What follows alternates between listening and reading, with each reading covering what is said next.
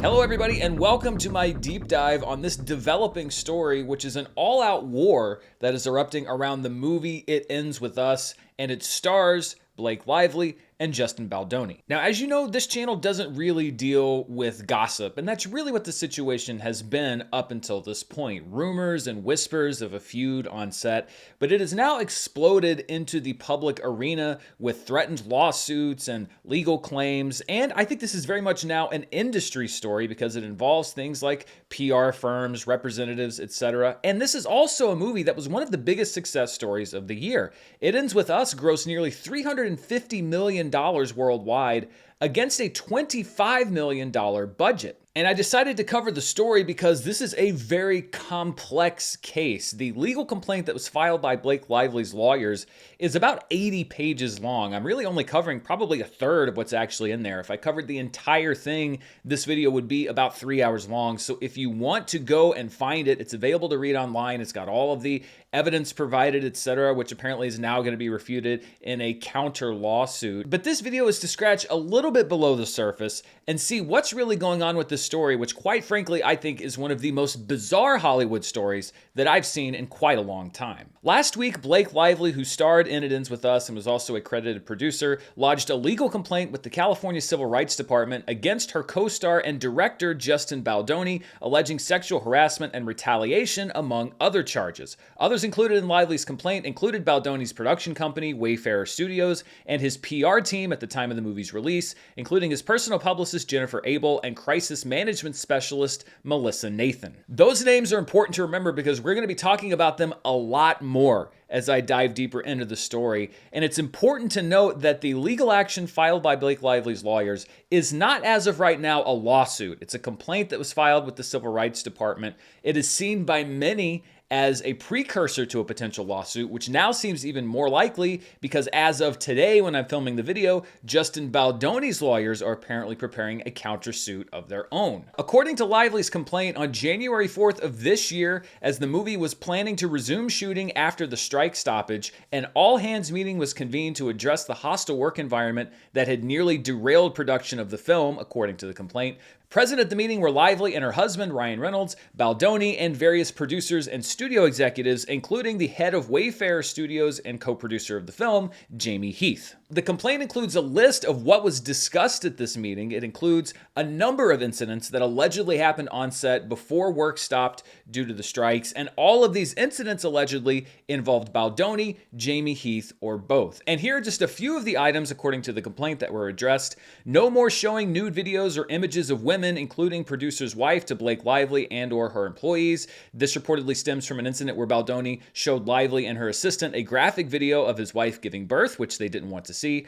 No more descriptions of their own genitalia to Blake Lively. No more mention by Mr. Baldoni of him speaking to Blake Lively's dead father, which Lively claims he did in a discussion about his ability to speak with the dead. An intimacy coordinator must be present at all times when Blake Lively is on set in scenes with Mr. Baldoni. No more personal, physical touching of or sexual comments by Mr. Baldoni or Mr. Heath to be tolerated by Blake Lively and or any of her employees, as well as any female cast or crew without their express consent. No more improvising of kissing. All intimate touch must be choreographed in advance with Blake Lively and an intimacy coordinator. No biting or sucking of lip without Blake Lively consent. And all intimate on-camera touch and conversations must be in character, not spoken from Mr. Baldoni to Blake Lively personally. In support of this claim, Lively alleges that Baldoni improvised biting and sucking her lip during improvised kissing scenes and also shot those scenes more times than would be expected to be reasonable, and during a scene where no audio was recorded, that Baldoni spoke to her out of character, not as the person he plays in the film,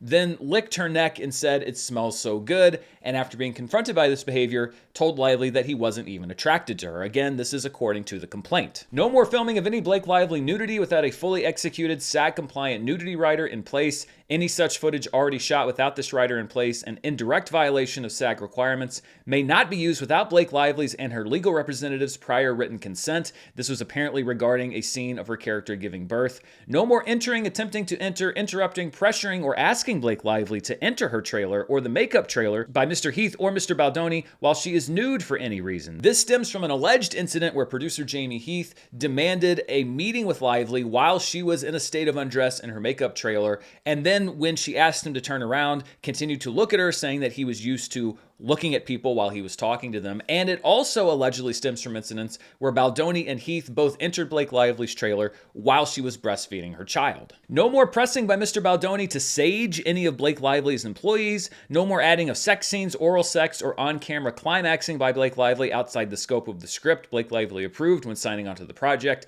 And no more retaliatory or abusive behavior to Blake Lively for raising concerns or requesting safeguards. And again, this is just a partial list of the activities that were listed. This all paints a pretty damning picture of a troubling and quite frankly bizarre shoot up to that point. But according to Lively's complaint, all parties agreed that the behavior would stop for the remainder of the shoot. A formal document agreeing to the issues brought up in the meeting was signed by Lively and producer Jamie Heath, and the filming of It Ends With Us wrapped up just over a month later. Post-production on It Ends With Us has long been rumored to have been a conflict-ridden process, with Blake Lively commissioning her own edit of the film and getting Taylor Swift to contribute a song to the soundtrack. But the rumors of creative clashes and power struggles were separate from any of the harassment claims that Lively has now made public in her suit. And despite the fact that these weren't really public, they were obviously still on Baldoni's mind as the marketing campaign was getting ready to launch for the movie. In a text to his publicist pitching an appearance on psychiatrist Dr. Daniel Amen's programming, Baldoni allegedly wrote, quote, "I want to have an offensive move showing my neurodivergence.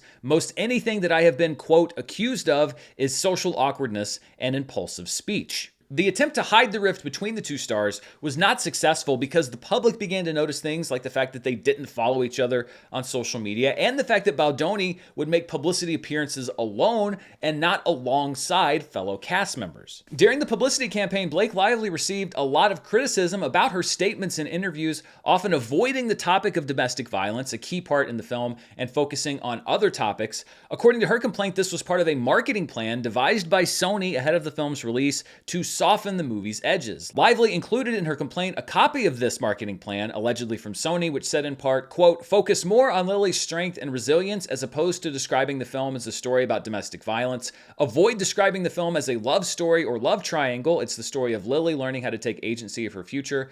Avoid talking about this film in a way that makes it feel sad or heavy. It's a story of hope." And one of the main criticisms leveled at Lively this past summer was that she wasn't tackling these issues while Justin Baldoni was more than willing to bring it up. Here's just one interview he did with CBS This Morning in support of the film, where he talks about the effects of domestic violence and his support for survivors of domestic abuse. The question that's always asked is, why did she stay? And that's the wrong question. Yeah. What we need to be asking ourselves is, why do men harm? I want men to take accountability. I want men to hold other men accountable. The response to Baldoni's statements was largely positive from viewers who felt that he was the only one willing to address serious topics, and a text to Baldoni's personal representative, Jennifer Abel, which was included in Lively's complaint and allegedly from Baldoni, read, "I'd like you guys to start posting me only talking about domestic violence and clips and why this movie is so important," end quote. And assuming that Sony's provided PR plan is accurate, this is a deviation from the studio strategy that was laid out. Baldoni's willingness to jump into the difficult issues only sharpened the criticism of Lively, which was also fueled by the fact that she used the film's promotional push to also sell her own personal brands, including an alcohol brand, which many thought was insensitive given the movie's subject matter and the role that alcohol often plays in domestic violence. However, in her complaint, Lively says that Baldoni and his PR reps used the promotional tour for It Ends With Us to launch a smear campaign with the design of tarnishing or destroying her reputation by generating or elevating negative stories about her and also defending Baldoni's reputation, and that this was all done as retaliation for Lively flagging what he was doing on set during production of the film, and also to deflect from reports that might come out about their on-set issues. The complaint says, quote, "This was the beginning of a multi-tiered plan that Mr. Baldoni and his team described as social manipulation designed to destroy Miss Lively's reputation. That plan was backed by virtually unlimited resources. Wayfair's co-founder, co-chairman, and leading financier is multi-billionaire Steve Sarowitz, who divulged at the film's New York premiere on August 6, 2024, that he was prepared to spend $100 million to ruin the lives of Ms. Lively and her family.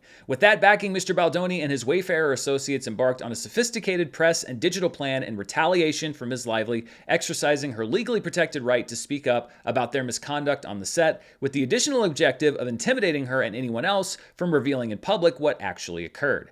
As such, the suit claims that in July, Baldoni hired PR rep Melissa Nathan and her agency, the Agency Group, or TAG, to not only spin the situation, but to provide their own social media accounts to engage in astroturfing. And no, I'm not talking about football here. Astroturfing in this context means generating negative stories from quote unquote regular users on X and Reddit that are meant to push a particular narrative but make it seem organic and that it's not coming from a PR rep or a PR firm. In this case, the narrative was a pro-Baldoni anti-Lively narrative. It should be noted that Melissa Nathan and her PR firm largely specialize in what's known as crisis PR, which is when somebody hires public relations in order to help them deal with a difficult public situation, often one that would make them look negative. For example, Melissa Nathan was hired by Johnny Depp during his trial with his ex-wife Amber Heard, and she reportedly has also worked with Drake and Logan Paul. On August 6th, Nathan provided a quote for services ranging from $175,000 that included full Reddit, full social account takedowns, and starting threads of theories. This was pitched as 100% protection, to $25,000 per month for, quote, creation of social fan engagement to go back and forth with any negative accounts, helping to change narrative and stay on track. The text added, quote, all of this will be most importantly untraceable. At some point, Nathan and her firm's services were contracted by Baldoni. According to a document that was included in Lively's complaint, Nathan and her firm also drew up a battle plan, essentially, for what would happen if Lively came forward with her allegations about Baldoni's on-set behavior. This was with the intentions of smearing Lively personally, while again protecting Baldoni. This plan included talking points like, quote, when Blake Lively wasn't able to get her way on set or behind the scenes, she involved her husband to create an imbalance of power between her and Baldoni.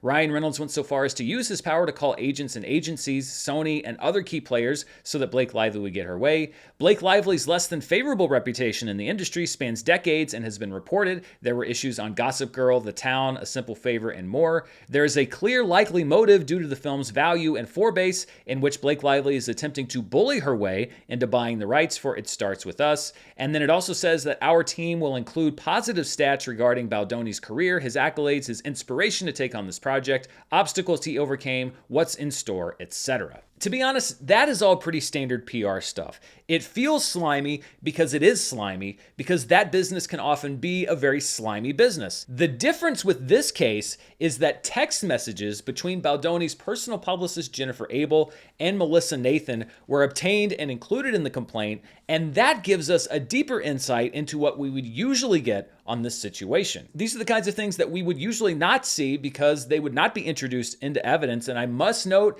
that Jennifer Abel as well as Baldoni's lawyers have said that these are cherry-picked communications and that they do not represent an effort on their part to engage in a willful misinformation campaign in the manner that they're being accused of. When Baldoni expressed that he wasn't sure the crisis firm could adequately protect him, Melissa Nathan wrote, quote, we can't send over the work we will or could do because that could get us in a lot of trouble. We can't write, we will destroy her. Imagine if a document saying all the things that he wants ends up in the wrong hands. She later added, you know we can bury anyone, but I can't write that to him. In yet another twist, Baldoni's publicist Jennifer Abel, the person that was texting with Melissa Nathan, has come out in support of Baldoni in the aftermath of the complaint, claiming that no smear campaign was activated or necessary because Lively herself trashed her own reputation and the internet was just spreading news of what she'd said. Abel, in a roundabout way, accused her former firm, the person for whom she was working at the time all of this happened, of leaking the texts to Lively's lawyers in retaliation for what's been going on and for the fact that she left the firm. The firm itself has said that they did not leak the texts and that they were subpoenaed and provided them because they had access to Abel's email and messages as her former employers. As for Melissa Nathan and her firm, Lively alleges that not only did they wage this warfare in the traditional media by planting stories and talking to reporters, etc., they also subcontracted people to go out and plant stories on social media networks like Reddit, stories that were not from journalists, but were from quote-unquote regular users. The complaint says, quote, Tag also retained subcontractors who weaponized a digital army around the country from New York to Los Angeles to create, seed, and promote content that appeared to be authentic on social media platforms and internet chat forums. The Baldoni Wayfarer team would then feed pieces of this manufactured content to unwitting reporters, making content go viral in order to influence public opinion and thereby cause an organic pile-on. To safeguard against the risk of Ms. Lively ever revealing the truth about Mr. Baldoni, the Baldoni Wayfarer team created, planted, amplified, and boosted content designed to eviscerate Ms. Lively's credibility. They engaged in the same techniques to bolster Mr. Baldoni's credibility and suppress any negative content about him. It should be noted that the contractor that's mentioned in the complaint is also mentioned in the private text between the two publicists and their references having done a good job on social media, so it seems there may be some truth to this part of the complaint. As for the traditional media, shortly after the movie's release, Melissa Nathan texted Jennifer Abel that she was able to get the 4 major trades to, quote, stand down on writing a story about the complaints that Blake Lively had filed with the HR department during the shoot of the movie. The 4 major trades being Deadline, Variety, The Hollywood Reporter, and one other trade, perhaps The Wrap or another publication. And in response to the Daily Mail publishing a story speculating that Blake Lively was about to be canceled for her statements on the promotional tour, Abel texted Nathan, quote, wow, you really outdid yourself with this piece, to which Nathan replied, that's why you hired me, right? I'm the best, which suggests at least that she was directly involved in the negative story. A text to Jennifer Abel from Nathan on August 4th states that she'd already spoken to the editor of the Daily Mail off the record and that she's, quote, ready when we are. A few days after that exchange, Abel texted Nathan that she believed, quote, we really need to put the social combat plan in motion, to which Nathan replied, quote, so do I, and the piece in the Daily Mail ran a week later. A little while after the movie's release, Nathan texted Abel, quote, I really think the worst is over. I do think the next few months will be a tiny bit bumpy, but not canceled, to which Abel replied, quote, the narrative online is so freaking good, and fans are still sticking up for Justin. You did such amazing work. A few days later, Abel texted Baldoni saying, quote, fans remain supportive of you and believe the issue of the feud is because she took control of the movie. Which to me sounds like a roundabout acknowledgement that there was a goal to suppress other reasons. In a coda dripping with irony, if you do believe that Lively was smeared and targeted by her firm, Melissa Nathan texted Abel on August 10th regarding the negative coverage of Lively saying, quote, it's actually sad because it just shows you how people really want to hate on women.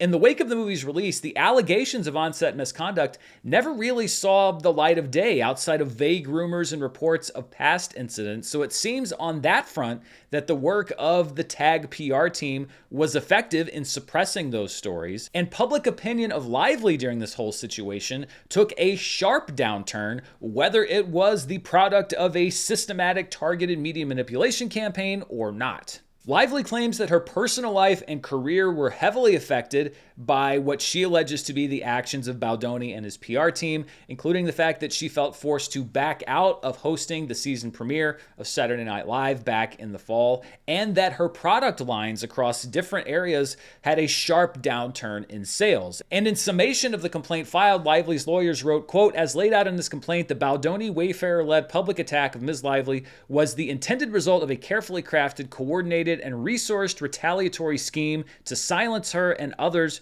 from speaking out about the hostile environment that Mr. Baldoni and Mr. Heath created. As such, it was not only unconscionable and a breach of contract, but also illegal under both state and federal law. Ms. Lively brings this action to hold Wayfarer and its leaders, Mr. Baldoni, Mr. Heath, and Mr. Sarowitz, accountable for the ongoing retaliation, threats, and harm they have caused Ms. Lively, other cast and crew, and all of their families. Through this complaint, Ms. Lively seeks to set the record straight, to hold the Wayfarer parties and associates accountable, and to shine a light on this new form of retaliation so that it will not be used against any others who seek to stand up and speak out against sexual harassment. Now, as I mentioned, this is just part of the complaint that was filed. It was also claimed in Lively's complaint that there were other members of the team on It Ends With Us that filed complaints with HR, which fell to Wayfarer, which is Baldoni's company, to investigate, and that Wayfarer did not investigate or ignored those complaints, and that when Blake Lively went to Sony, the film's distributor, and asked them to look into it, she was told that they were the responsibility of Wayfarer and that Sony didn't have any power in the matter. Now, this is a single-party complaint, meaning that everything that we've heard is just Blake Lively's side of the story, and Justin Baldoni's attorney issued a strenuous denial shortly after the complaint was filed. He said, quote, "It is shameful that Ms. Lively and her representatives would make such serious and categorically false accusations against Mr. Baldoni, Wayfarer Studios, and its representatives as yet another desperate attempt to fix her negative reputation, which was garnered from her own remarks and actions during the campaign for the film. These claims are completely false, outrageous, and intentionally salacious with an intent to publicly hurt and rehash a narrative in the media. Wayfarer Studios made the decision to proactively hire a crisis manager prior to the marketing campaign of the film due to the multiple demands and threats made by Ms. Lively during production, which included her threatening to not show up to set, threatening to not promote the film, ultimately leading to its demise during release if her demands were not met. It was also discovered that Ms. Lively enlisted her own representative, Leslie Sloan with Vision PR, who also represents Mr. Reynolds, to plant negative and completely fabricated and false stories with media even prior to any marketing had commenced for the film." Not a very well-written sentence there. What is pointedly missing from the cherry-picked correspondence is the evidence that there were no proactive measures taken with media or otherwise, just internal scenario planning and private correspondence to strategize, which is standard operating procedure with public relations professionals. The fallout to this situation has been swift. Baldoni was dropped by his talent agency WME, who also represents Lively, and she has received support from her co-star in the movie, Brandon Sklenar, and the author of the book It Ends With Us, Colleen Hoover. Sony, who distributed the film, has condemned any, quote, reputational attacks that may have occurred. And things seem to be getting messier because on Friday, the Daily Mail ran a story claiming that Baldoni, Heath, and the publicists named in Lively's complaint would soon be filing a counter lawsuit. The story says in part, quote, "As soon as the courts reopen after New Year on Thursday, an explosive counter lawsuit will be filed by Baldoni, his business partner Jamie Heath, and the publicists named in Lively's complaint. This will say that it is Lively's side who are responsible for smears against Baldoni rather than the other way around, and claim that apparently damning emails, texts, and WhatsApp messages from Baldoni's publicists have been presented in a way that changes their meaning.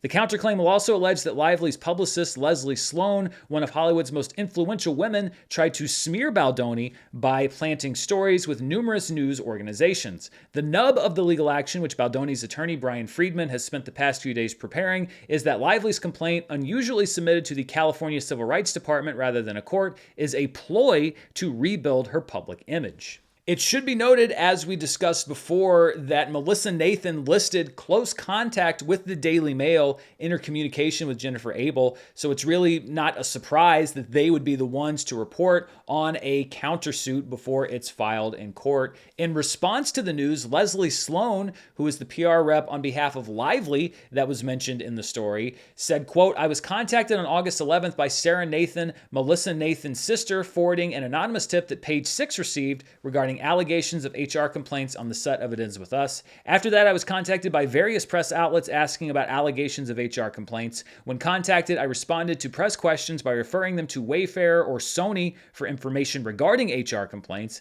It's clear that Mr. Baldoni and his Wayfarer associates are suggesting that I originated press stories about HR complaints on set, which is false. Please read Ms. Lively's complaint and the complaint filed by Jonesworks LLC and Stephanie Jones, which provides the details of the campaign against my client." Baldoni's lawyer also responded to news breaking about the countersuit, saying, quote, "I am not going to speak to when or how many lawsuits we are filing, but when we file our first lawsuit, it is going to shock everyone who has been manipulated into believing a demonstrably false narrative. It will be supported by real evidence and tell the true story. In over 30 years of practicing, I have never seen this level of unethical behavior intentionally fueled through media manipulation. Stand by." So what we have here is an ugly situation that's about to get a lot uglier, with two sides, co-stars in the same movie, that are each accusing the other of trying to smear their respective reputations through shady and underhanded and malicious PR strategies. So what does this all mean? Where do we go from here? Well, if Lively's story is true, then Baldoni, his producers, and his PR team engaged in some pretty reprehensible behavior. Taken at face value, Lively's allegations of onset misconduct are a horrendous picture of misogyny and harassment, largely perpetrated by a director and star in Baldoni, who for years has positioned himself as an ally to women and publicly became the advocate for domestic abuse survivors on the publicity trail for the film.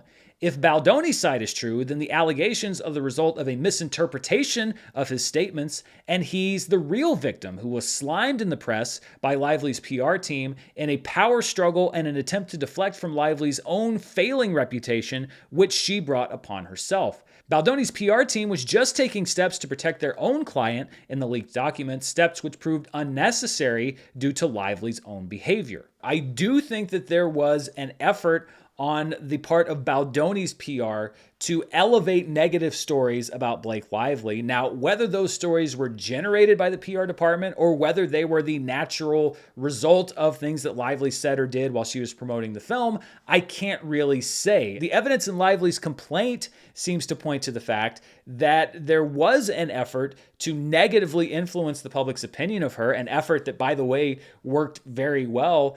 I don't know. I'm curious to see what Baldoni says in his lawsuit and the evidence he has to support the fact that Lively launched her own PR campaign against him. But I have to say, just looking at the results, it was not a very successful campaign because Lively came out of this looking much, much worse prior to any of these complaints being filed. And I think that neither side is as innocent as they claim to be. The people that I think are going to come out looking worse no matter which way this goes are the PR firms, because PR is something that the average moviegoer doesn't really think about that much. And to be fair, probably 90 to 95% of work that's done in public relations is very innocuous. It is about selling the movie. It is about talking points. It is about sticking to a marketing plan. But the world of crisis PR in general is a nasty, dirty, slimy sewer of a business. And the more that comes out about it and how this works, the more people I think are going to be surprised by just how often public opinion is manipulated, or at least an attempt is made to manipulate public opinion using some pretty underhanded and at times nefarious methods. I think that there are things on either side that sort of cast doubts on both sides of the story. For example, if the marketing plan that Lively provided in her complaint is true, then you really can't deny that Baldoni did depart from the talking points and did decide to talk about domestic violence. And that does seem odd if he wasn't trying to make Lively look worse by comparison. But at the same time, I think that that's a terrible marketing plan from Sony. The idea of burying domestic violence, which is really the thing on which the whole movie turns in order to sell the movie as a happy, brighter movie. This wouldn't be the first time, however, that a studio has no idea how to message the movie that they're trying to sell. Looking at Lively's side, though, you can't deny the fact that she did use the promotional campaign for It Ends With Us to also promote her own personal products, which, given the theme of the movie, I think is a questionable decision at best. I'd say it's actually in pretty poor taste. She has said that the timing on the launch of these products was made independently from the promotional campaign of the movie, but still, you've got to read the room and decide what's appropriate and what's not appropriate. And so I think the fact that she did do those things that were outside of any sphere of influence from Baldoni or anybody else, undercuts her case a little bit, and she surrenders a bit of the high ground that she's trying to claim. What I do know is that despite being one of the biggest hits of the year, it seems very unlikely that there will be a sequel to It Ends With Us, because Baldoni is obviously not going to be brought back to the project. And quite honestly, I don't think that Lively, given everything that surrounded this movie, is going to want to return to this role. I'm sure that this story is going to continue to play out over the next weeks and months. I don't know if I'm going to follow it gavel to gavel, beat by beat, but with a countersuit allegedly on its way, I'm sure that will inspire another lawsuit, an official lawsuit from Blake Lively and her team. There may be a nasty court battle in the future. But regardless of what happens, the one thing that I think that we've all learned here is that no matter how uplifting or inspiring a movie may look on its surface, there is often a deep, dark underbelly lurking just below. So that is my detailed, although not every gory detail, breakdown of what's going on with Blake Lively and Justin Baldoni. What do you think of this whole court case? Let me know down in the comments below. And of course, stay tuned right here to the channel. Tomorrow, I will be covering the Christmas week box office on Charts with Dan. The next day, on New Year's Eve, I will have my best and worst movies of 2024. And on New Year's Day, I will have my 2025 preview, looking at a lot of the movies and shows that are going to be coming out next year. So be sure to subscribe, hit that bell so you're notified when I upload a new video. But most of all, thank you for joining me on this video. I'll be back very soon. Until then, stay safe, and I'll see you next time. Bye.